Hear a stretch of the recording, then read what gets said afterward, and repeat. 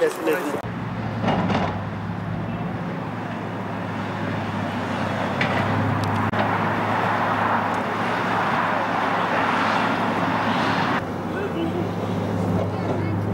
Oyun parkları 8 tane sayılır. 8 tane hobi bahçeleri var. Hobi bahçeleri var.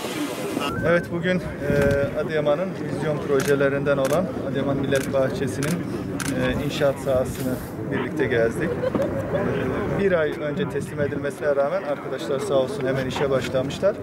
Ve 400 günlük iş bitim süresi olmasına karşın İnşallah konuştuk. Bu yılın sonunda teslim etmeyi düşünüyorlar. Biraz daha hızlı çalışırlarsa inşallah kışa girmeden, biz önümüzdeki kışa girmeden bu millet bahçesinde açmış olacağız. Adıyaman'ımızın istifadesine sunacağız. Tabii 452 dönümlük bir alan. Yani zannediyorum Türkiye'nin en büyük, en modern, en gelişmiş millet bahçelerinden bir tanesi olacak. Ki Adıyaman'ın da coğrafik olarak, jeopolitik olarak en önemli noktası. Şehrin adeta ikisini birleştirecek, iki tarafını birleştirecek, Altınşehir ile şehir merkezini birleştirecek olan üniversiteyi de değerlendirdiğimizde hakikaten nüfus yoğunluğunun yoğun olduğu merkezi bir alanda yapıyoruz bunu.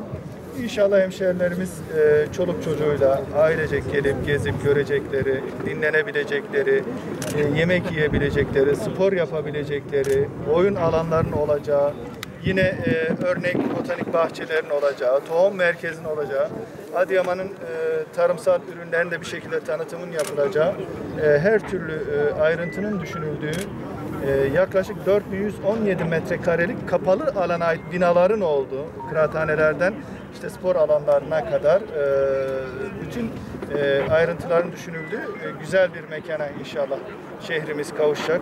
Gerçekten çok istifadeye açabileceğimiz bu alanla birlikte çok ciddi bir ihtiyacını karşılayacak Adıyaman'ın. Ben özellikle milletvekili arkadaşlarım, Sayın Belediye Başkanımız seçildiği ilk günden beri çok ciddi gayretleri, ona yine il başkanımız, bütün kamu bürokrasisiyle birlikte bu son dönemde en çok emek verdiğimiz konulardan biriydi. Çevre Şehircilik Bakanımıza özellikle teşekkür ediyoruz. Cumhurbaşkanımızı, başkanlığı, kabinenin tüm üyelerine teşekkür ediyoruz. Yine TOKİ'mize teşekkür ediyoruz. Şu an zannediyorum 68 milyon bedelle buranın sözleşmesi yapıldı. Çok ciddi bir kaynak aktarılacak. Müthiş bir millet bahçesini, millet parkını Adıyaman'ımızın hizmetine açmış olacağız. Biraz önce de başkan bahsettiği gibi 452 dönüm. Adıyaman'ın hakikaten en işlek konumunda olan yerde. Burada daha önce biliyorsunuz kanalizasyon akıyordu. Resmen kanalizasyon akıyordu. Ama biz onu yer altına aldık. DSİ bir takım işlemler yaptı. Bizlerle birlikte biz o kanalizasyonları yer altına aldık. Biraz önce de bahsettiğimiz gibi yaklaşık 452 dönümü millet bahçesi olması için sıkıştırdık. Sağ olsun Merkez Disiplin Kurulu Başkanımız, milletvekillerimiz, il başkanımızla birlikte TOKİ bu düşüncemizi sağ olsunlar anlayışla karşıladılar. Yaklaşık 68 milyonluk bir ihale ama altyapısı şu ana kadar DSİ ile bizim yaptığımızla birlikte yaklaşık 10 milyonluk bir masraf oldu zaten. Yani nereden baksanız 80-90 milyona mal olacak bir yatırım. Bu pandemide, bu ekonomik darboğaza rağmen sağ olsunlar Sayın Cumhurbaşkanımız, Çevre Bakanımız, milletvekillerimizle hep birlikte bu işe tamam dediler.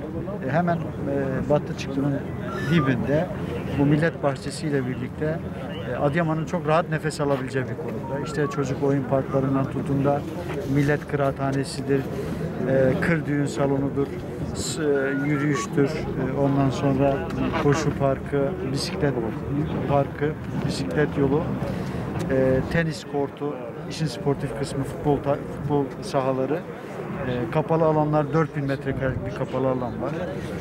Şu an maalesef şu ana kadar Adıyaman'ımızın kişi başına düşen metrekare yeşil alan 2,5'tu.